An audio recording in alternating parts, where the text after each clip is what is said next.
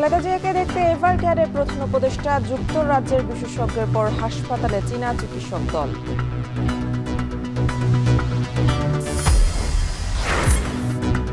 বিমানবন্দরের স্ট্রং রুমে চুরি নিয়ে দায়সারা ভাব বিমানের, খোয়া যাওয়া অস্ত্রগুলির তথ্যে ব্যাপক গরমিল, অভিযোগ ভুক্তভোগীর।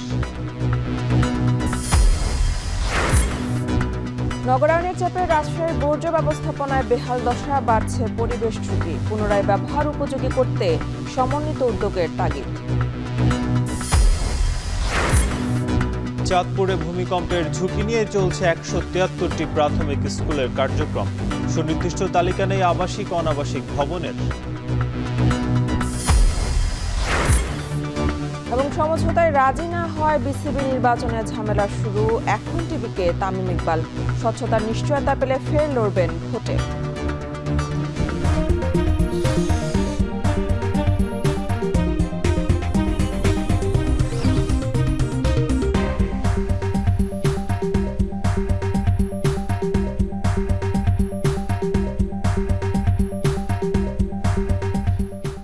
স্বাগত। এখন সকালে পুরো আয়োজন জুড়ে সঙ্গে আছে আমরা দুজন, আমি মেহেরিন অ্যানি এবং আমি নাজমুস সাকিব।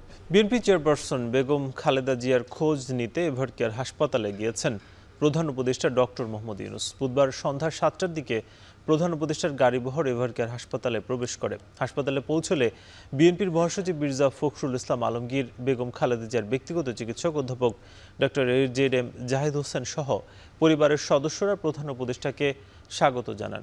প্রায় আধ ঘন্টা হাসপাতালে অবস্থান করেন ডক্টর ইউনূস। এ সময় তিনি বেগম জিয়ার পরিবার ও দলের নেতাকর্মীদের ধৈর্য ধারণের আহ্বান জানান। পুনরায় সরকারের পক্ষ থেকে সব ধরনের সহযোগিতার আশ্বাস দেন প্রধান উপদেষ্টা। একই সঙ্গে তিনি দেশবাসীর কাছে বেগম খালেদা জিয়ার আরোগ্য কামনায় দোয়া ও প্রার্থনার আহ্বান জানান।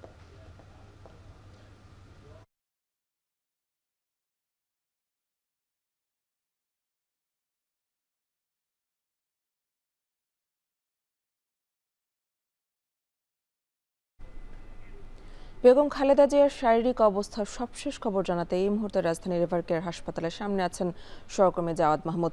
সরাসরি চলে যাচ্ছে তার কাছে। জাওয়াদ, বেগম জিয়ার শারীরিক অবস্থা সম্পর্কে চিকিৎসকরা আজ ব্রিফ করবেন কিনা, সবশেষ পরিস্থিতি সম্পর্কে জানাবেন।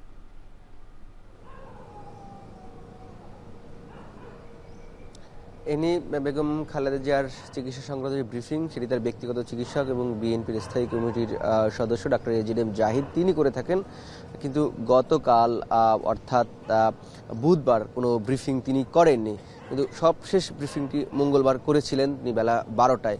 এবং আরেকটি বিষয় যেটি বলছিলেন, তার শারীরিক অবস্থার যে সর্বশেষ অবস্থা, সেটি হচ্ছে মূলত আমরা গতকালকেই দেখেছি যে প্রধান উপদেষ্টা রাতে এই এভারকেয়ারে বেগম খালেদা জিয়ার স্বাস্থ্যের খোঁজ নিতে এসেছিলেন।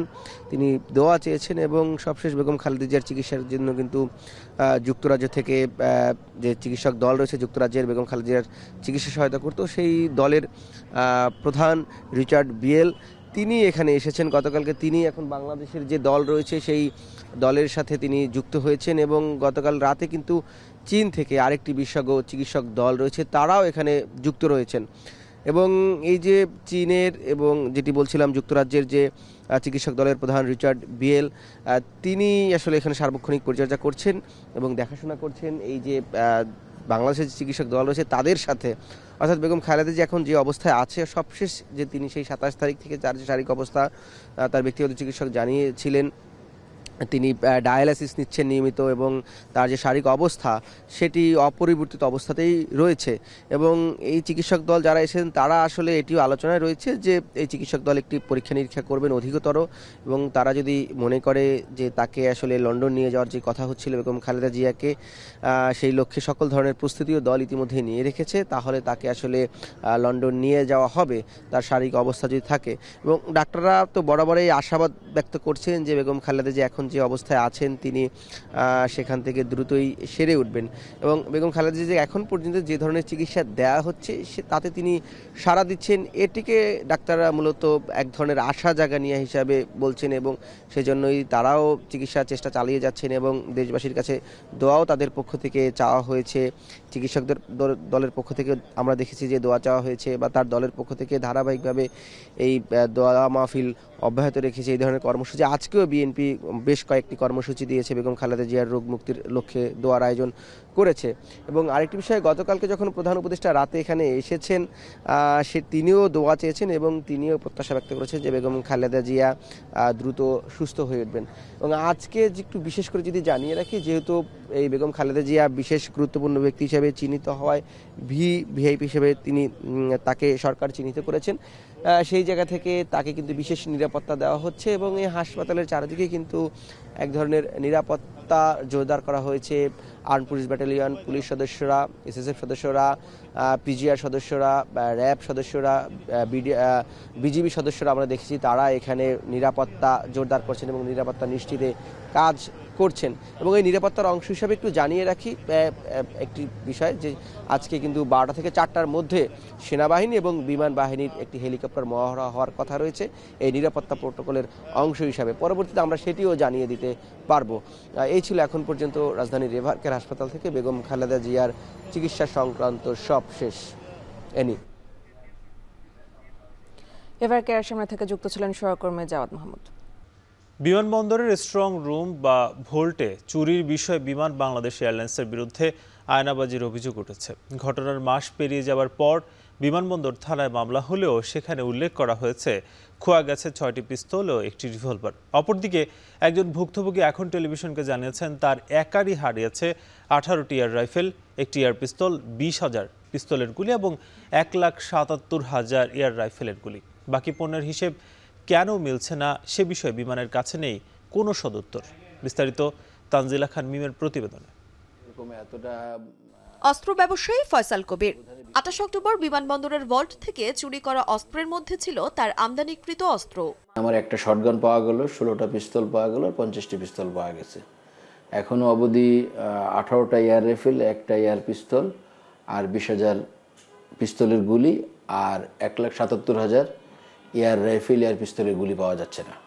পরবর্তীতে কিছু অস্ত্রের খোঁজ মিললেও এখনো পাওয়া যায়নি বেশিরভাগের হদিস। আর যেগুলোরও বা খোঁজ মিলছে সেগুলো এখনো বুঝে পাননি তিনি। মাস পেরিয়ে গেলেও এরকম অনিয়ম বিশৃঙ্খলায় ভুক্তভোগী আঙুল তুলছেন বিমান বাংলাদেশের দিকে। যেহেতু কাস্টমসের কোনো আপত্তি নেই আমার মাল ডেলিভারি নিতে, অনাপত্তিপত্র ওনারা দিয়ে দেয়, পরে বিমানের কাছে আমি একটা আবেদন করি যে আমার মালটা ডেলিভারি দেওয়ার জন্য। তো আজ অবধি বিমান আমাকে এখনো দিতে পারে নাই। 100% বলা চলে যে এটার বিমানের অবহেলার কারণে এটা ঘটতেছে। ভল্ট থেকে চুরির 32 দিন পর বিমানবন্দর থানায় মামলা করে বিমান বাংলাদেশ, যেখানে উল্লেখ করা হয় 6টি পিস্তল ও একটি রিভলভার চুরি হয়েছে বিমানবন্দরের ভল্ট থেকে। ক্যামেরায় সরাসরি কথা না বলে বিমানবন্দর থানার এক কর্মকর্তা জানান, ভল্ট রক্ষণাবেক্ষণের দায়িত্ব আর পণ্যের বিস্তারিত সব তথ্য কেবল বিমান বাংলাদেশ ও কাস্টমস হাউসের কাছেই থাকে। সেক্ষেত্রে তদন্ত সাপেক্ষে বেরিয়ে আসবে বাকি তথ্য। ভল্ট গুরুত্বপূর্ণ মালামাল সেখানে থাকে এবং ভল্টের দায়িত্বে থাকে হচ্ছে বিমান। আবার ভল্টে কি কি যাচ্ছে না যাচ্ছে এই ডকুমেন্ট থাকবে কাস্টমস। হ্যাঁ, কিন্তু ওনারা বলছে যে ওখানে ওই দিন কোনো পণ্য মানে কিছু ছিল না যেটা আটক করার মতো। তাহলে ওই মালগুলো কারা নিয়ম করলো? কাস্টমস করছে না ডিমান্ড করছে? এ বিষয়ে কাস্টমস কর্তৃপক্ষের সঙ্গে যোগাযোগ করা হলে তারা দাবি করেন রাজস্ব ফাঁকি হলে তাদের দায় থাকতে পারে, কিন্তু ভল্ট থেকে কোনো কিছু হারানোর সঙ্গে জড়িত নয় কাস্টমস। অস্ত্রের ক্ষেত্রে বেশ কিছু সংস্থার এনওসি বা পারমিশন লাগে, সেগুলো আমরা ভেরিফাই করি, চেক করে দেখি এবং একই সাথে অস্ত্রের যে শুল্ক করাদি সেটা আদায় করা হয়। তো এই অংশটা হচ্ছে কাস্টমসের দায়িত্ব, আর এর বাইরে বাকি অংশটা অন্য সংস্থা দেখবে স্বাভাবিক, সেটা কোথায় রাখছে বা তার নিরাপত্তা কি, সেখানে কাস্টমসের কোনো আসলে সত্যি কথা কোনো ভূমিকা থাকার কথা না, নেইও। আমাদের তো ট্যাক্স ম্যানেজমেন্টটা।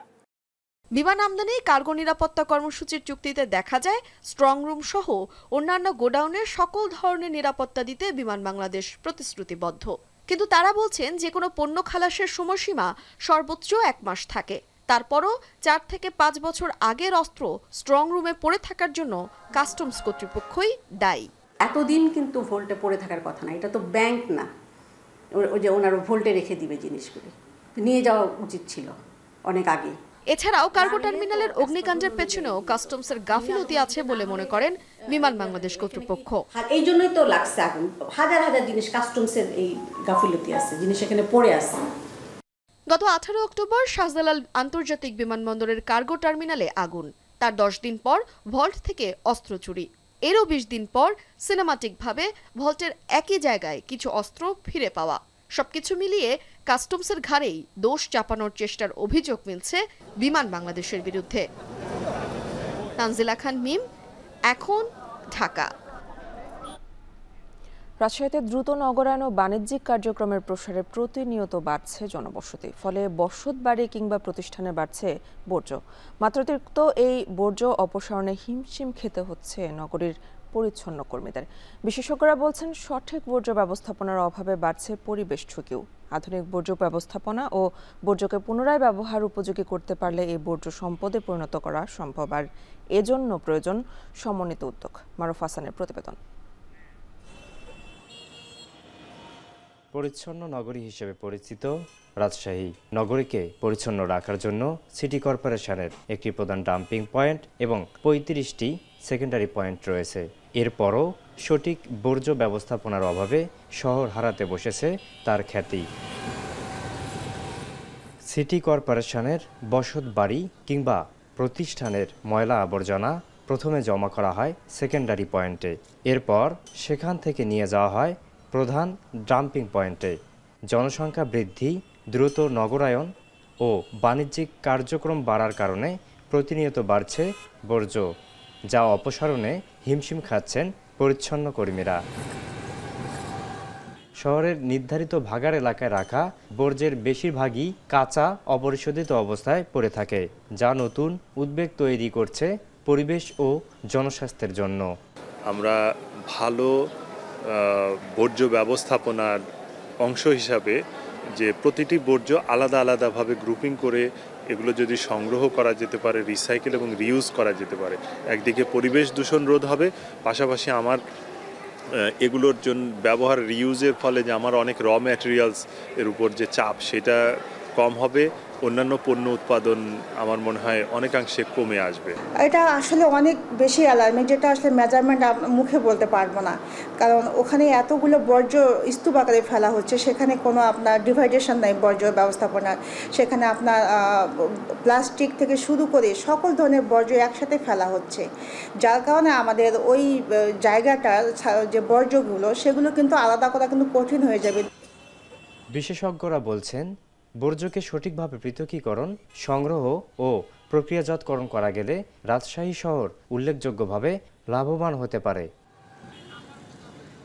পরিবেশবিদদের মতে, জেলার ভবিষ্যৎ উন্নয়ন টেকসই করতে হলে এখনই সমন্বিত বর্জ্য ব্যবস্থাপনা বাস্তবায়নের উদ্যোগ নেওয়া জরুরি। আমাদের যে চ্যালেঞ্জটা, যে আবর্জনার যে একটা বিশাল চ্যালেঞ্জ, আমরা হয়তো সুন্দর করে হয়তো শহরকে ক্লিন রাখতে পারছি, কিন্তু আলটিমেটলি জায়গার অভাবে কিন্তু আমরা তখন এটা কিন্তু আর রাখতে পারবো না। আর আমাদের দেশে এত জায়গা নাই যে আমি একটা জায়গা শেষ হয়ে গেলো আবার আর একটা জায়গা নিব, বা কর্পোরেশনেরও সেই ধরনের জায়গা নাই। তো এটা একটা প্রবলেম সৃষ্টি করবে। তো ইনশাল্লাহ আমাদের চেষ্টা অব্যাহত আছে এবং আমরা জানি যে গভর্নমেন্ট এ ব্যাপারে আমাদের কাছে সদয় আছেন, আমাদের মন্ত্রণালয়। আমরা খুব দ্রুতই হয়তো এই প্রজেক্টটা পাস করাতে পারবো ইনশাল্লাহ। এদিকে আবর্জনাকে বোঝা না করে সম্পদে পরিণত করার জন্য সিটি কর্পোরেশনের পক্ষ থেকে বেশ কয়েকবার উদ্যোগ নেওয়া হলেও এখনও তা আলোর মুখ দেখেনি। প্রক্রিয়া চলমান বলে জানালেন রাশিকের কর্মকর্তা। প্রতিদিন শহরের 400 মেট্রিক টন বর্জ্য এভাবেই নগরীর এই ভাগারে এসে জমা হয় এবং পরবর্তীতে সেগুলো উন্মুক্ত অবস্থায় এভাবেই খোলা আকাশের নিচে রাখা হয়। যদি দ্রুত সময়ের মধ্যে আধুনিক বর্জ্য ব্যবস্থাপনা না গ্রহণ করা হয়, পরবর্তীতে এই বর্জ্যের স্তূপই এই জনজীবনে ভোগান্তি বয়ে নিয়ে আসবে। মারুফ হাসান, এখন, রাজশাহী। সাম্প্রতিক সময়ে একাধিক ভূমিকম্পে আতঙ্ক বেড়েছে চাঁদপুরে। জেলার 173টি প্রাথমিক বিদ্যালয় ভবন ঝুঁকিপূর্ণ হলেও আবাসিক বা অনাবাসিক ভবনের নেই কোনো সুনির্দিষ্ট তালিকা। ঝুঁকিপূর্ণ ভবনেই চলছে পাঠদান কার্যক্রম। এদিকে শিগগিরই ঝুঁকিপূর্ণ ভবনগুলো চিহ্নিত করে ব্যবস্থা নেওয়ার কথা জানিয়েছেন কর্তৃপক্ষ। তালহা জুবারের প্রতিবেদন।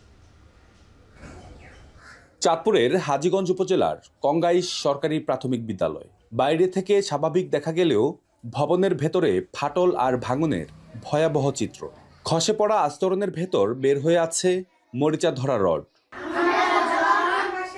1990-এর দশকে নির্মিত এই ভবনটিকে ঝুঁকিপূর্ণ ঘোষণা করা হয় 2023 সালে। সাম্প্রতিক ভূমিকম্পের পর নতুন করে দেখা দিয়েছে একাধিক ফাটল। ফলে জীবনের ঝুঁকি নিয়েই সেখানে ক্লাস করছেন শিক্ষার্থীরা। দুর্ঘটনার ভয়ে অনেক শিক্ষার্থী স্কুলে আসা বন্ধ করে দিয়েছে। স্কুলটা আগে থেকে ভাঙ্গা ফাটা ধরে গেছে, এখন ভূমিকম্প আসছে, আমাদের স্কুলটা ভীমটা ভাঙে পড়ছে। আমরা বিরতিতে ছিলাম, যদি ভিতরে থাকতাম আমাদের গায়ে পড়তো। ভূমিকম্পতে আমাদের স্কুলের পাঙ্খাটা ভেঙে পড়েছে, আবার নতুন পাঙ্খা লাগাইছে আবার পড়েছে। আমাদের গায়ে কখন জানি এসে পড়ে, এই জন্য ক্লাসের ভিতরে ঢুকতেও ভয় লাগে আর স্কুল আসতেও ভয় লাগে। 2023 সালে আমাদের বিদ্যালয়টি ঝুঁকিপূর্ণ ঘোষণা করা হয়েছে। তারপর থেকেই আমরা আসলে খুব বেশি চিন্তায় আছি যে আমাদের বাচ্চারা ঝুঁকির মধ্যে আছে, আমরাও ঝুঁকির মধ্যে আছি। কিন্তু সম্প্রতি যে ভূমিকম্প হয়েছে এতে আমাদের আরো বেশি চিন্তা বেড়ে গেছে। আতঙ্কে আছি আমরা, বাচ্চাদেরকে নিয়ে আমরা কিভাবে ক্লাস করবো, ঢুকতে তো ভয় লাগে আমাদের। কঙ্গাইশের মতো এমন দুরবস্থা জেলার আরও বেশ কিছু স্কুলের। 8 উপজেলার প্রায় 173টি প্রাথমিক বিদ্যালয় ভবনকে ইতোমধ্যেই ঝুঁকিপূর্ণ ঘোষণা করেছে প্রাথমিক শিক্ষা অধিদপ্তর। সাম্প্রতিক সময়ে ঘটা ভূমিকম্পের ফলে নতুন করে ঝুঁকির মধ্যে পড়েছে আরও অনেক ভবন। এতে বিঘ্নিত হচ্ছে স্বাভাবিক পাঠদান কার্যক্রম। ঝুঁকিপূর্ণ এসব ভবন সংস্কারের উদ্যোগ নেওয়ার কথা জানান জেলা প্রাথমিক শিক্ষা অফিসার। আমরা চেষ্টা করছি স্থানীয় পর্যায়ে এবং কেন্দ্রীয় সরকারের সহযোগিতায় যাতে এই ঝুঁকিগ্রস্ত বিদ্যালয়গুলি যেন আমাদের সংস্কারের মাধ্যমে স্বাভাবিক পাঠদান কার্যক্রম চলমান রাখা যায়, সেই ব্যবস্থা আমরা গ্রহণ করছি। বিদ্যালয়ের তালিকা থাকলেও জেলার অন্যান্য ঝুঁকিপূর্ণ ভবন সম্পর্কে নেই কোনো তথ্য। চাঁদপুর শহরের বিভিন্ন পাড়া মহল্লায় রয়েছে বহু পুরনো সরকারি বেসরকারি ভবন, যেগুলো দুর্যোগে বড় ধরনের ঝুঁকি তৈরি করতে পারে বলছেন স্থানীয়রা।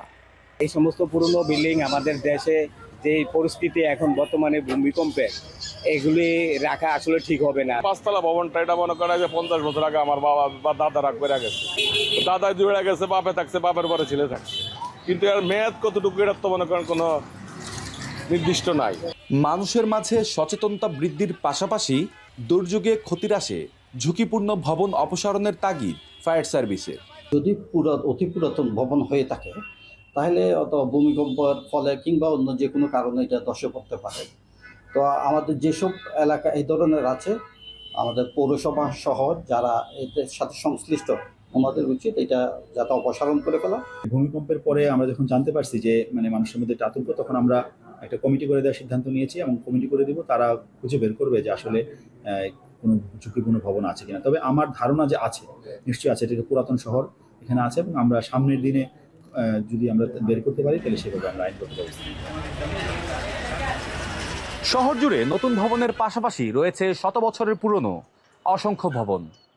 ভূমিকম্প বা বড় কোনো প্রাকৃতিক দুর্যোগে এসব ভবন ধসে পড়লে ক্ষতির মাত্রা আরও ভয়াবহ আকার ধারণ করতে পারে। ঝুঁকিপূর্ণ এসব ভবন চিহ্নিতকরণ ও অপসারণ এখন সময়ের দাবি, এমনটাই মনে করছেন সচেতন মহল। তালহা জুবায়ের, এখন, চাঁদপুর। প্রাচীন ইতিহাস আর সমৃদ্ধ ঐতিহ্যের শহর কুমিল্লার আরেকটি পরিচয় ছিল ব্যাংক ও ট্যাঙ্কের শহর হিসেবে, কিন্তু সেই চিত্র এখন অনেকটাই ভিন্ন। অটোরিকশার নগরীতে পরিণত হয়ে বাসযোগ্যতা হারাচ্ছে শহরটি। একই জায়গায় বাসস্থান, বাণিজ্য, পরিবহন ও প্রশাসনিক কার্যক্রমের অস্বাভাবিক ঘনত্ব এখন এক দুর্ভোগের নাম। তাই নগর পরিকল্পনাবিদ থেকে শুরু করে সাধারণ নাগরিক সবাই বলছেন শহরকে ঠেলে সাজাতে হলে বিকেন্দ্রীকরণই একমাত্র পথ। কামরুল হাসানের ছবিতে মাসুদ আলমের প্রতিবেদন। সুউচ্চ দালান নয়, বরং একটি আধুনিক পরিকল্পিত ও সাজানো শহর গড়ার স্বপ্ন নিয়ে প্রতিষ্ঠিত হয় কুমিল্লা সিটি কর্পোরেশন। তবে এক যুগ পর বাস্তব চিত্র বলছে ভিন্ন কথা। সরু সড়ক, ঘিঞ্জি বাজার, অনিয়ন্ত্রিত 3 চাকার বাহনের দৌরাত্ম্য, এলোমেলো ইউটার্ন আর দুর্বল ট্রাফিক ব্যবস্থাপনায় মিনিটের পথও কখনো অতিক্রম করে ঘন্টায়। নিয়ম বহির্ভূত ভবন নির্মাণের সাথে জলাবদ্ধতা, সড়ক ফুটপাত দখল আর বর্জ্য ব্যবস্থাপনার বিশৃঙ্খলায় নাকাল নগরবাসী। স্থানীয়দের অভিযোগ, লুটপাট আর নগর ভবনের সঠিক পরিকল্পনার অভাবে উন্নয়নের প্রতিশ্রুতির শহর আজ পরিণত হয়েছে অব্যবস্থাপনা আর দুর্ভোগের নগরীতে। অটোরিকশার জন্য আমরা অনেক সমস্যার সম্মুখীন হচ্ছি, আর বিশেষ করে আমাদের ফুটপাতের জন্য অনেক সমস্যা হয়। কোনো একটা কাজে যাচ্ছি, অটোরিকশা ছাড়া কোনো রকমে কোনো ওয়ে নেই। প্রথম সমস্যা হচ্ছে আমাদের জ্যাম, রাস্তাঘাটে এই যে চলাফেরাটা, এই জ্যামটা আমাদের অনেক কষ্ট। এদিকে কৃষিজমি ও প্রত্যন্ত অঞ্চল নিয়ে গঠিত নগরীর দক্ষিণের 9টি ওয়ার্ডের বাসিন্দারা অবহেলা ও বৈষম্যের শিকার হয়ে দাবি করেন সেবার প্রত্যাশায় নিয়মিত ফি ও ট্যাক্স পরিশোধ করলেও সুপেয় পানির সরবরাহ, ড্রেনেজ, সড়ক উন্নয়ন সহ সবকিছু থেকেই বঞ্চিত হচ্ছেন এক যুগ ধরে। 6টা বাজতে গ্যাস থাকে না, ঘুমেতে উঠে দেখি গ্যাস নাই, পানির লাইন নাই, অন্য সিটি লাইট অনেক সময় জ্বলে না। বিষ্ণুর বাসিন্দা এই অনুযায়ী আমাদের যে সুবিধা পাওয়ার কথা আমরা পর্যাপ্ত পরিমাণ পাইতেছি না। বহুমাত্রিক এই সংকটের মূল কারণ অতিরিক্ত জনসংখ্যা আর কেন্দ্রীভূত নগর ব্যবস্থা। বিশেষজ্ঞরা বলছেন টেকসই নগরে পরিণত করতে মাস্টার প্ল্যানের মাধ্যমে শহর বিকেন্দ্রীকরণেই একমাত্র পথ। আমাদেরকে পরিকল্পিতভাবে কাজ করতে হবে, শহরটাকে দক্ষিণ দিকে নিয়ে যেতে হবে। যেহেতু শহরের দক্ষিণে পদুয়ার বাজার আছে, সেখানে আবাসিক এলাকা গড়ে উঠছে। অনেক জায়গায় কিন্তু দেখা যায় কৃষি জমিতে পরিণত হয়ে আছে এখনো পর্যন্ত। সেইগুলোকে সিটি কর্পোরেশনের অন্তর্ভুক্ত করে সেইখানেও আমরা মনে করি যে এই নগরীকে এক্সপান্ড করতে পারে। আর শহর সম্প্রসারণের প্রস্তাবনা রয়েছে দাবি করে সিটি কর্পোরেশন বলছে বাদ পড়া গুরুত্বপূর্ণ অঞ্চলগুলোকে সিটিতে যুক্ত করার সঙ্গে ওয়ার্ড ভিত্তিক সেবা বাড়ানো এবং মাস্টার প্ল্যানের মাধ্যমে ভারসাম্য আসবে নগর পরিকল্পনায়। যদি আমরা দক্ষিণে কিছু ট্রান্সফার করে নিয়ে যেতে পারি উন্নয়নের পরিকল্পনাগুলো বা উন্নয়ন করতে পারি একবার স্যাটেলাইট টাউনের মতো, তখন কিন্তু এই জিনিসগুলো আর হবে না, সব এক জায়গায় আসবে না। যখন একটি নগরকে বড় করা হয় অথবা সীমা নির্ধারণ করা হয়, যেই মূল নগরকে কেন্দ্র করে নগরীটা গড়ে ওঠে তার আশেপাশের কিছু তুলনামূলকভাবে কম উন্নত এলাকা কিন্তু এর মধ্যে থাকে। মূল শহরের সঙ্গে ওই অঞ্চলের একটা তফাৎ আছে, কিন্তু সময় প্রেক্ষিতে সেটা থাকবে না, একটু সময় লাগবে সমানভাবে দুটি দৃশ্যমান করে তুলবার জন্য। বিশেষজ্ঞরা মনে করেন বিকেন্দ্রীকরণে ঢাকা চট্টগ্রামের মাঝের এই শহরে সৃষ্টি হবে নতুন নতুন অর্থনৈতিক অঞ্চল, এতে বাড়বে কর্মসংস্থানও। যানজট সহ ক্রমবর্ধমান সংকট নিরসন এবং নগরীকে ঢেলে সাজাতে প্রয়োজন সঠিক পরিকল্পনা, রাজনৈতিক সদিচ্ছা আর দুর্নীতিমুক্ত প্রশাসন। এই শহর বিকেন্দ্রীকরণ হলে কমবে কেন্দ্রের চাপ, বাড়বে সেবা, নিশ্চিত হবে সুষম উন্নয়ন। তাই সময় এসেছে পরিকল্পিত সম্প্রসারণের মাধ্যমে কুমিল্লাকে আধুনিক ও মানবিক মহানগরীতে রূপ দেওয়ার। মাসুদ আলম, এখন কুমিল্লা। বাজারে সরবরাহ পর্যাপ্ত থাকায় মাগুরায় কমেছে সব ধরনের সবজির দাম, এতে স্বস্তি ফিরেছে ক্রেতাদের মধ্যে। বাজার পরিস্থিতি সম্পর্কে আরও জানাতে মাগুরার একতা বাজার পাইকারি সবজির আড়ত থেকে সরাসরি যুক্ত হচ্ছেন সহকর্মী বিশ্বজিৎ বাপি। বাপি, জানতে চাই বাজারে সবজির সরবরাহ কেমন দেখছেন এবং দাম নিয়ে ক্রেতাদের বক্তব্যটা কি?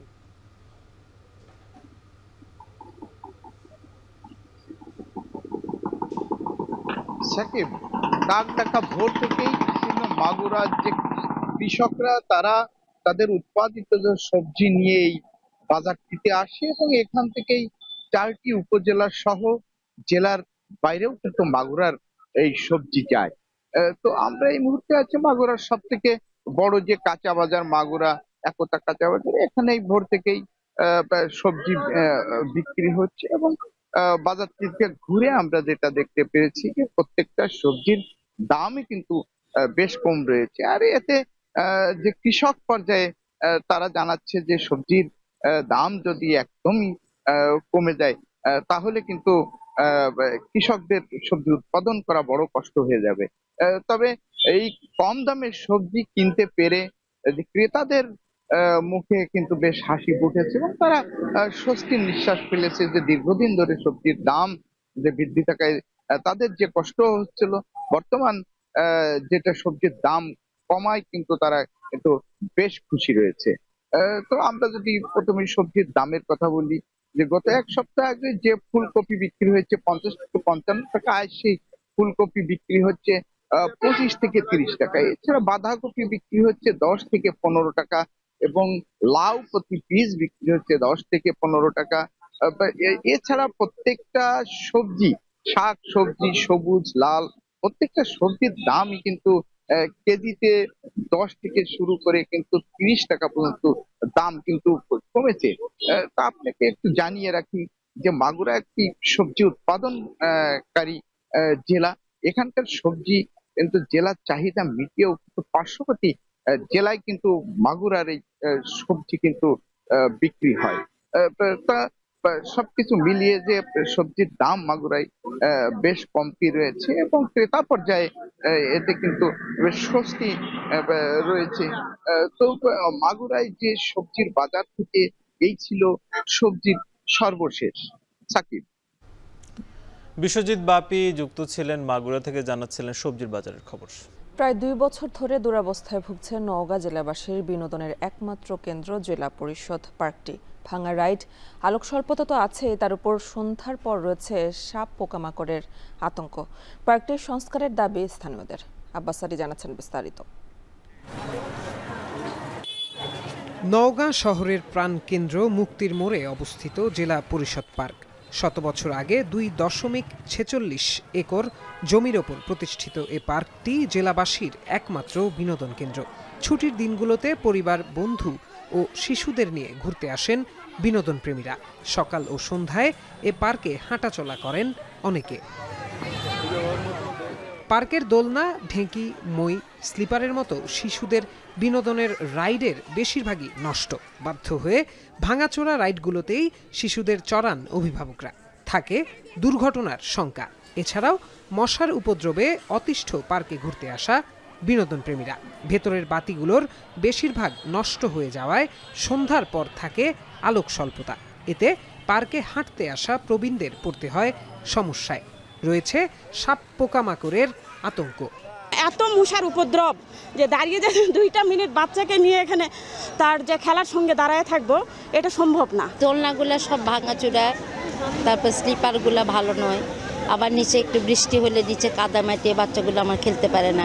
সন্ধ্যার পর এখানে কোনো রকম কোনো লাইট জ্বলে না, আর বৃষ্টি টিষ্টি হলে তো ওই ঘাসপালার ভিতর থেকে সাপ টাপ বাড়ায়। জেলা পার্কের যে কর্তৃপক্ষ আছে এই দৃষ্টিগুলান দিবেন এবং দোলনার বিশেষ করে বিয়ারিংগুলান, দোলনার শিকলগুলান এগুলো দীর্ঘদিন থেকে অযত্নে পড়ে আছে। যে কোনো সময় যে কোনো দুর্ঘটনা ঘটতে পারে, যেটা ছোট বাচ্চাদের প্রাণনাশের হুমকিও বটে। পার্কের মূল ফটকের পাশে দেয়াল ঘেঁষে বিভিন্ন ফাস্টফুড ও খাবারের দোকান গড়ে ওঠায় পথচারী ও দর্শনার্থীদের চরম বিড়ম্বনা, যা নির্দিষ্ট স্থানে বসানোর দাবি দর্শনার্থীদের। বেশ কিছু দোকান হয়েছে, আর এই দোকানগুলোতে সবসময় ভিড় করে ক্রেতারা আছে। এত ভিড় থাকে কেনাকাটার জন্য যে সাধারণ পথচারী এই রাস্তাতে হাঁটতে পারে না। তবে পার্কটির সংস্কার সহ আধুনিকায়নে দ্রুত উদ্যোগ নেওয়ার কথা জানান জেলা পরিষদের প্রধান নির্বাহী কর্মকর্তা।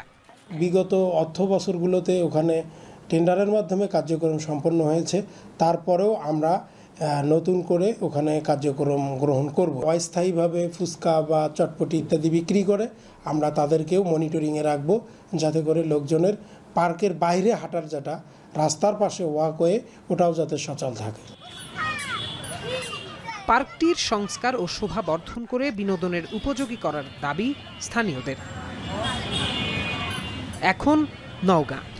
মস্কোর তেল কেনা বন্ধে দিল্লির ওপর ওয়াশিংটনের চাপ বৃদ্ধির মধ্যে 2 দিনের সফরে আজ সন্ধ্যায় ভারতে পা রাখতে যাচ্ছেন রুশ প্রেসিডেন্ট ভ্লাদিমির পুতিন। এর মাধ্যমে 2 দেশের মধ্যে প্রতিরক্ষা ও বাণিজ্য সম্পর্ক আরও বাড়বে বলে মনে করছেন বিশেষজ্ঞরা। পুতিনের আগমন ঘিরে 5 স্তরের নিরাপত্তার চাদরে ঢেকে ফেলা হয়েছে পুরো দিল্লি। নিরাপত্তায় কাজ করছে ভারত, রাশিয়ার বিশেষ টিম। রুশ প্রেসিডেন্টের কনভয় নজরে রাখতে রয়েছে স্পেশালাইজড ড্রোন ও এআই প্রযুক্তির ব্যবহারও। তহিদুর রহমানের প্রতিবেদন। ইউক্রেনে চলমান যুদ্ধের জেরে রাশিয়ার উপর মার্কিন ও পশ্চিমা চাপ অব্যাহত। হুমকি উপেক্ষা করে মস্কোর কাছ থেকে তেল কেনা অব্যাহত রাখায় অতিরিক্ত 50% মার্কিন শুল্কের বোঝাও বইতে হচ্ছে ভারতকে। এসব কোনো কিছুই দিল্লি মস্কোর সম্পর্কে বিচ্ছেদ ঘটাতে পারেনি, উল্টো আরও বেশি ঘনিষ্ঠ হচ্ছে পুতিন মোদি সম্পর্ক। ভারত রাশিয়ার 23তম বার্ষিক সম্মেলনে যোগ দিতে আর মাত্র কয়েক ঘন্টা পর দিল্লির মাটিতে পা রাখতে যাচ্ছেন রুশ প্রেসিডেন্ট ভ্লাদিমির পুতিন। ঘনিষ্ঠ মিত্রকে স্বাগত জানাতে সব ধরনের প্রস্তুতিও সেরেছে নরেন্দ্র মোদী প্রশাসন। মার্কিন শুল্ক ঝড় ও নিষেধাজ্ঞার মাঝে পুতিনের দিল্লি সফরকে বেশ গুরুত্বপূর্ণ হিসেবে দেখছেন বিশ্লেষকরা। মোদী ও পুতিনের মধ্যে হতে যাওয়া বৈঠকে কূটনৈতিক সম্পর্ক ছাড়াও দুদেশের মধ্যে প্রতিরক্ষা সহযোগিতা ও বাণিজ্য সম্পর্ক আরও জোরালো হবে বলে মনে করা হচ্ছে। So why not diversify with Russia if they have the requirement of Indian goods, which earlier was being sold to, say, USA or other countries? Why can't we start selling it to them, right? And the target of 100 billion is achievable. বৃহস্পতিবার সন্ধ্যায় পুতিনের আগমন ঘিরে 5 স্তরের নিরাপত্তা বলয় তৈরি করা হয়েছে, যেখানে যৌথভাবে কাজ করছে দিল্লি ও মস্কো। ইতোমধ্যেই ভারতে পৌঁছেছেন বিশেষভাবে প্রশিক্ষিত রুশ নিরাপত্তারক্ষীরা। রয়েছেন ভারতের ন্যাশনাল সিকিউরিটি গার্ডের শীর্ষ কমান্ডো এনএসসির সদস্যরাও। থাকছে এআই প্রযুক্তি ও ড্রোনের ব্যবহার। সন্ত্রাসী হুমকি মোকাবিলায় স্নাইপাররাও সজাগ দৃষ্টিতে। বসানো হয়েছে জ্যামারও। এমনকি ভারতের কোনো গাড়িতে চড়বেন না পুতিন, তাই আগেই মস্কো থেকে দিল্লিতে পাঠিয়ে দেওয়া হয়েছে সশস্ত্র লিমুজিন কার। দিল্লিতে পৌঁছে বৃহস্পতিবার রাতে প্রধানমন্ত্রী নরেন্দ্র মোদীর সঙ্গে নৈশভোজ করবেন পুতিন। শুক্রবার রাষ্ট্রপতি ভবনে তার জন্য রয়েছে বিশেষ অনুষ্ঠানের আয়োজন। এছাড়া মহাত্মা গান্ধীর মেমোরিয়ালও যাবেন রুশ প্রেসিডেন্ট পুতিন। এরপর হায়দ্রাবাদ হাউসে আয়োজিত সামিটে যোগ দেবেন তিনি। তৌহিদুর রহমান, এখন বিশ্ব। গণতন্ত্র এবং রাজতন্ত্রকে পাশ কাটিয়ে বিশ্বের বিভিন্ন প্রান্তে সেনা শাসন প্রতিষ্ঠার চেষ্টার ঘটনা নতুন নয়। গেল বছরে দেশে সামরিক শাসন প্রতিষ্ঠার চেষ্টা করে দক্ষিণ কোরিয়ার সাবেক প্রেসিডেন্ট ইয়ন সুক ইউল। তার সে চেষ্টা ব্যর্থ হলেও ইউক্রেন থেকে মিয়ানমার এবং মাদাগাস্কার পর্যন্ত এখনও চলে সেনা শাসন, যার ব্যাপক প্রভাব দেখা যায় বেসামরিক জীবনযাপনে। কোনো কোনো দেশের শাসনভার এখনও সেনাবাহিনীর হাতে ন্যস্ত। সে বিষয়ে বিস্তারিত জানাচ্ছেন সানজিদা ইসলাম তন্নি। গেল বছরের ৩ ডিসেম্বর দক্ষিণ কোরিয়ায় সামরিক আইন জারি করে দেশটির তৎকালীন প্রেসিডেন্ট ইয়ন সুক ইউল। বিরোধী দল এবং সাধারণ জনগণের তীব্র প্রতিবাদের মুখে, ক্রমবর্ধমান অস্থিরতা এবং জাতীয় নিরাপত্তা হুমকির মুখে অজুহাতে জারি করা মার্শাল ল কয়েক ঘন্টার মধ্যে প্রত্যাহার করতে বাধ্য হন তিনি। নিজ দলের সদস্যদের সমালোচনার মুখেও পড়েন ইয়ন সুক ইউল। কয়েকদিনের মধ্যে সাবেক প্রেসিডেন্টের জারি করা সামরিক আইনকে অসাংবিধানিক বলে রায় দেয় দেশটির সুপ্রিম কোর্ট। পরবর্তীতে অভিশংসন ভোটে ক্ষমতাচ্যুত করা হয় তাকে। বহুল আলোচিত সামরিক আইন এমন এক জরুরি শাসন ব্যবস্থা যেখানে দেশের সমস্ত বেসামরিক কার্যকলাপের ওপর সামরিক কর্তৃত্ব চলে। সাংবিধানিক অধিকার স্থগিত, কারফিউ এবং চলাচলে বিধিনিষেধ, বেসামরিক নাগরিকদের জন্য সামরিক বিচার, আটক ক্ষমতা, মিডিয়া ও সমাবেশে বিধিনিষেধ সহ বিভিন্ন বিষয় সামরিক সিদ্ধান্তের ভিত্তিতে নির্ধারণ হয়। প্রতিবাদের মুখে দক্ষিণ কোরিয়ার সামরিক আইন প্রত্যাহার হলেও বিশ্বের বেশ কিছু দেশে এখনো বহাল এই আইন। 2022 সালের 24 ফেব্রুয়ারি রাশিয়ার আক্রমণের পর স্বঘোষিত সামরিক আইনের অধীনে চলছে ইউক্রেন। দেশটির এমন পরিস্থিতিকে জরুরি অবস্থা আখ্যা দিয়েছেন এশিয়া প্যাসিফিক ফাউন্ডেশন অফ কানাডার গবেষক ও কৌশল বিভাগের ভাইস প্রেসিডেন্ট, যেখানে সরকার বিশেষ ক্ষমতা সক্রিয় করে কারফিউ, সমাবেশে নিষেধাজ্ঞা বা বর্ধিত পুলিশিং এবং বিচার বিভাগ সহ এগুলোর দায়িত্ব সামরিক বাহিনীর হাতে দেয়। এসব বিধিনিষেধের বেশিরভাগই ইউক্রেনীয়রা গ্রহণ করলেও সম্প্রতি প্রেসিডেন্ট ভলোদিমির জেলেনস্কি সরকার দুর্নীতির ক্রমবর্ধমান অভিযোগের মুখোমুখি হওয়ায় দেশের রাজনৈতিক জবাবদিহিতা এবং স্বচ্ছতা নিয়ে প্রশ্ন উঠেছে সাধারণ জনগণের মনে। 2021 সালের ফেব্রুয়ারিতে এক অভ্যুত্থানের মাধ্যমে মিয়ানমারে অং সান সুচির নির্বাচিত সরকারকে উৎখাত করে ক্ষমতা দখল করে দেশটির সেনাবাহিনী। সামরিক সরকার তখন থেকেই কয়েক ডজন শহরে সামরিক আইন জারি করেছে, বিশেষ করে ইয়াঙ্গুন, মান্দালয় সহ প্রধান শহরগুলোতে। কমান্ডারদের সামরিক আদালতে বেসামরিক নাগরিকদের আটক, বিচার এবং মৃত্যুদণ্ড কার্যকর করার ব্যাপক ক্ষমতা দিয়েছে, যা দেশের কিছু অংশকে পূর্ণাঙ্গ গৃহযুদ্ধের দিকে ঠেলে দিয়েছে। সামরিক আইন বলবৎ অঞ্চলে ইন্টারনেট সংযোগ বিচ্ছিন্ন এবং গণগ্রেপ্তারের ঘটনাও ঘটেছে। প্রায় 4 বছর পর গেল জুলাইয়ের শেষ দিকে দেশের কিছু অংশ থেকে জরুরি অবস্থা তুলে নেওয়ার ঘোষণা দেয় সামরিক জান্তা সরকার। আগামী 28 ডিসেম্বর জাতীয় নির্বাচনের তারিখও ঘোষণা করে। দক্ষিণ পূর্ব এশিয়ার আরেক দেশ থাইল্যান্ড পুরোপুরি সামরিক শাসনের অধীনে না থাকলেও পাত্তানি, ইয়ালা এবং নারাথিওয়াত সহ দেশের দক্ষিণাঞ্চলীয় প্রদেশগুলোর কিছু এলাকায় দীর্ঘদিন ধরে জরুরি অবস্থা এবং নিরাপত্তা আইন জারি রয়েছে, যা সামরিক আইনের মতোই সেনাবাহিনীকে বাড়তি ক্ষমতা দেয়। সম্প্রতি কম্বোডিয়ার সাথে সংঘর্ষের পর থাইল্যান্ডের সীমান্তবর্তী জেলা চান্থাবুরি, ত্রাত এবং সাকাও প্রদেশেও সামরিক আইন ঘোষণা করা হয়েছে। এছাড়া বুর্কিনা ফাসাও, গিনি বিসাও, মাদাগাস্কারে সামরিক শাসন জারি রয়েছে। সাধারণত যুদ্ধ, গণ অস্থিরতা, সশস্ত্র বিদ্রোহ কিংবা জাতীয় স্থিতিশীলতার জন্য হুমকি এমন পরিস্থিতি সৃষ্টির শঙ্কা দেখা দিলেই কোনো দেশের সরকার সামরিক আইন জারি করে। তবে মানবাধিকার গোষ্ঠীগুলোর মতে প্রায়শই ভিন্নমত দমন, ক্ষমতা সুসংহত করতে বা গণতান্ত্রিক প্রক্রিয়াগুলোকে উপেক্ষা করতেই মার্শাল ল জারি করা হয়। সানজিদা ইসলাম তন্নি, এখন বিশ্ব।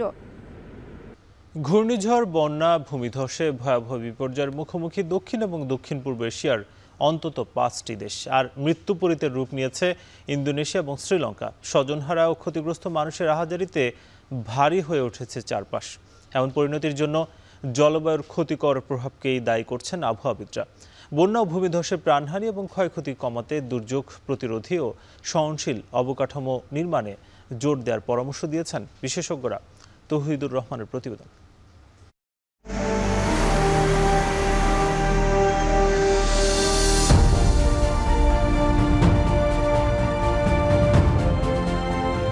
নভেম্বরে ঘূর্ণিঝড় সেনিয়ার হানায় বন্যা ও ভূমিধসে মৃত্যুপুরী ও ধ্বংসস্তূপের নগরীতে রূপ নেয়া এই জনপদের দৃশ্যটি ইন্দোনেশিয়ার সুমাত্রা দ্বীপের। প্রাকৃতিক দুর্যোগের আগ্রাসী হানায় নিখোঁজ স্ত্রীকে খুঁজে পেতে এভাবেই পাগলের মতো ছোটাছুটি করছেন 57 বছর বয়সী বাসিন্দা আব্দুল গনি।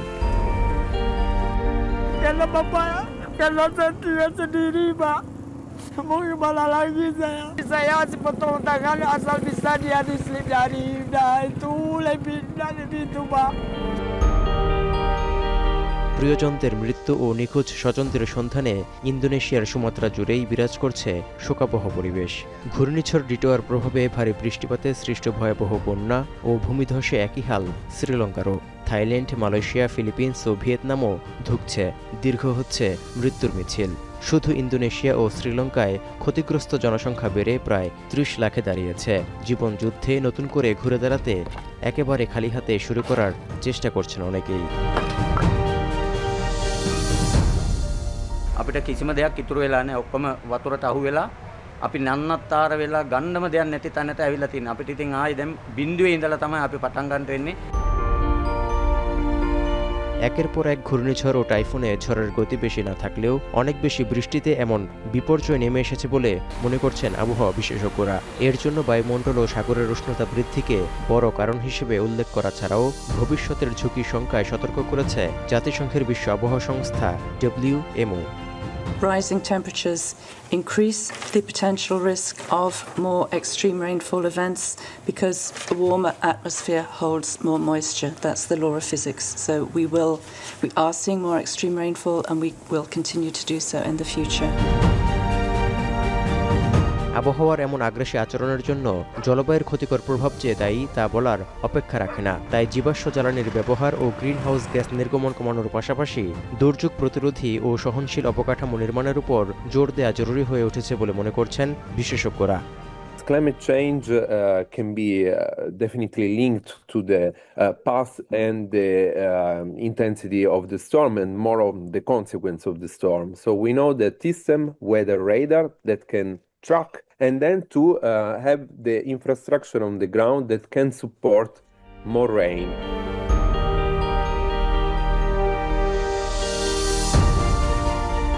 ব্রাজিলে জাতিসংঘের জলবায়ু সম্মেলন COP30 শেষ হওয়ার এক সপ্তাহেরও কম সময়ের মধ্যে প্রাকৃতিক বিপর্যয়ে নাজেহাল অবস্থা দক্ষিণ ও দক্ষিণ পূর্ব এশিয়ার বেশ কয়েকটি দেশের।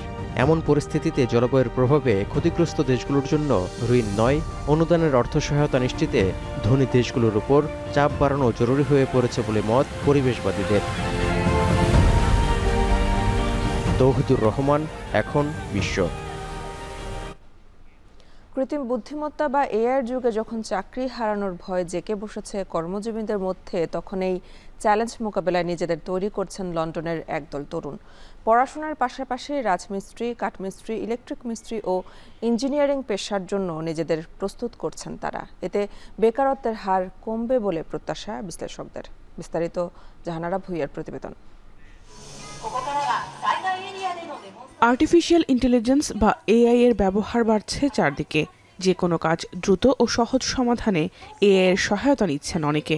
অফিসিয়াল অনেক কাজও নির্দ্বিধায় করে ফেলা যাচ্ছে এই প্রযুক্তির সাহায্যে। তথ্য প্রযুক্তির এই যুগে এআই এর হরহামেশা ব্যবহার মোটেও অবাক করার কিছু নয়, বরং মানুষের জীবনকে সহজ করতে বিজ্ঞানীদের হাজার বছরের পরিশ্রমের ফল এটি। তবে এআই এর কারণে অনেক ক্ষেত্রে কমেছে কর্মীর চাহিদা। এতে চাকরি হারাচ্ছেন বহু কর্মজীবী। সামনে বিষয়টি আরও সংকটময় হবে বলেও শঙ্কা অনেকের। তাই গতানুগতিক চাকরির পরিবর্তে প্রকৌশল, রাজমিস্ত্রি, ইলেকট্রিক বা কাঠমিস্ত্রির মতো কাজে নিজেদের দক্ষ করতে মরিয়া লন্ডনের তরুণরা। There is some tasks that you can rely on AI and just do it quickly, get the job done, move on. Of course, you always have to check, but it is a useful tool. And yes, I think it is a secure. Nothing can replace human. Both of my own, but also from a few people at Stanford and a few people at Harvard, is pointing out that it is exactly the junior jobs that are currently taking the reductions in hiring. ব্রিটেনে করা গত 1 বছরের জরিপে দেখা যায় প্রতি 6 জনের মধ্যে একজন কর্মী দ্রুত তাদের কাজ সারতে এআই এর সহায়তা নেন। নিঃসন্দেহে একে উপকারী বলছেন বিশেষজ্ঞরা। তবে রয়েছে ভিন্ন চিত্র।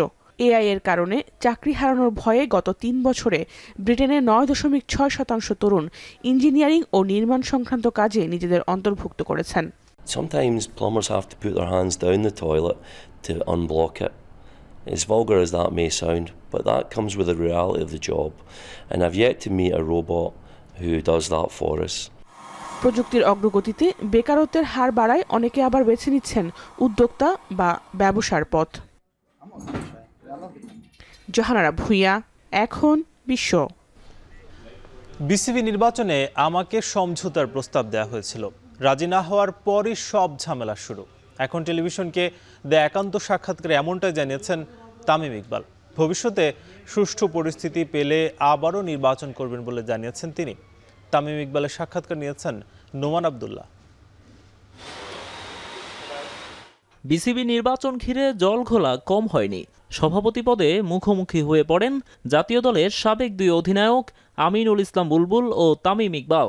নির্বাচনে হস্তক্ষেপ, স্বেচ্ছাচারিতা সহ নানা অভিযোগে নির্বাচন বয়কট করেন তামিম সহ বেশ কয়েকজন প্রার্থী। এর আগে ওঠে সমঝোতার গুঞ্জনও। সব স্বীকার করেই তামিম ইকবাল জানালেন কেন রাজি হননি প্রস্তাবে। বেশ বড় বড় অফারই ছিল আমার কাছে। আমার কাছে মনে হয়েছে না ওই সময় নেগোসিয়েশন টেবিলে কি আমি বসেছিলাম? হ্যাঁ, অবশ্যই বসেছিলাম। নেগোসিয়েশন হচ্ছিল। আমি যখন বলি যে না, ইলেকশন হওয়া উচিত, তখনই সব ঝামেলাগুলো শুরু হয়েছে। প্রথমবার নির্বাচনে নেমেই সরাসরি সভাপতি পদে প্রার্থী হয়ে মিশ্র প্রতিক্রিয়া পেয়েছিলেন তামিম ইকবাল। অনেকেই বলেছিলেন এত কম বয়সে কেনই বা সর্বোচ্চ চেয়ারে বসার খায়েশ জন্মালো তার। এমন প্রশ্নের উত্তরও দিয়েছেন তামিম। আমি আজকে মডার্ন ডে ক্রিকেটের ব্যাপারে একটা আইডিয়া রাখি যে হ্যাঁ ঠিক আছে, এটা এভাবে হইতে পারে বা এভাবে হইতে পারে, বিকজ আমি রিসেন্টলি ক্রিকেট ছেড়েছি। হয়তোবা আমি নেক্সট 5 বছর 10 বছর পর্যন্ত আমি এটা ম্যানেজ করতে পারবো।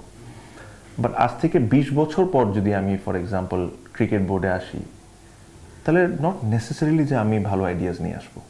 তখন হয়তোবা ক্রিকেট আরও ফাস্ট হয়ে যাবে। 15, 20, 30 বছর ধরে এটার সাথেই বসে আছেন, তাদেরও সঠিক সময় চেঞ্জ হয়ে নতুনদেরকে সুযোগ দেওয়া। গেল নির্বাচন বয়কট করলেও ভবিষ্যতে স্বচ্ছতার নিশ্চয়তা পেলে আবারও নির্বাচনে লড়তে চান তামিম ইকবাল। জানালেন দায়িত্ব পেলে দলকে বিশ্বকাপ জয়ের উপযোগী করে তুলতে কাজ করবেন তিনি। একটার পর একটা সিরিজ জিততে পারে, বাংলাদেশ থেকে টপ ব্যাটসম্যান প্রডিউস হতে পারে, টপ বোলার্স প্রডিউস হতে পারে, বাংলাদেশের কোনো একটা সময় যায় ওয়ার্ল্ড কাপ জেতার কন্টেন্ডার হইতে পারে বা ওয়ার্ল্ড কাপ জিততেও পারে।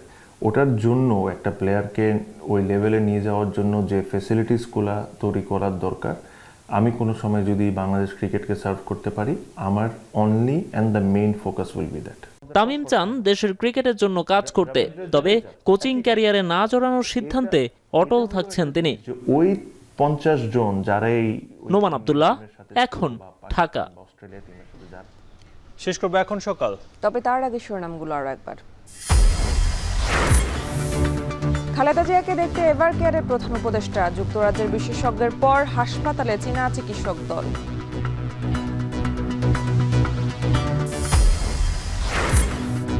বিমানবন্দরের স্ট্রং রুমে চুরি নিয়ে দায় সারা ভাব বিমানের, খোয়া যাওয়া অস্ত্রগুলির তথ্যে ব্যাপক গরমিল, অভিযোগ ভুক্তভোগীর।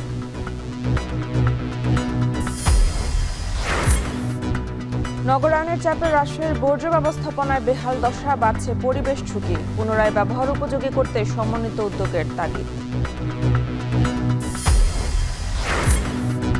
চাঁদপুরে ভূমিকম্পের ঝুঁকি নিয়ে চলছে 173টি প্রাথমিক স্কুলের কার্যক্রম, সুনির্দিষ্ট তালিকা নেই আবাসিক অনাবাসিক ভবনের।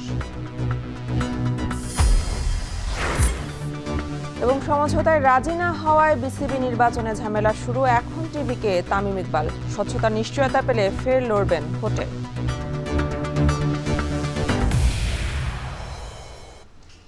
এই ছিল এখন সকালে। এখন টেলিভিশন ওয়েবসাইটে দেখতে ভিজিট করুন www.ekhon.tv। এছাড়া ফেসবুকে দেখতে পারেন facebook.com/tv.ekhon, ইউটিউবে দেখতে পারেন youtube.com/c/ekhon tv।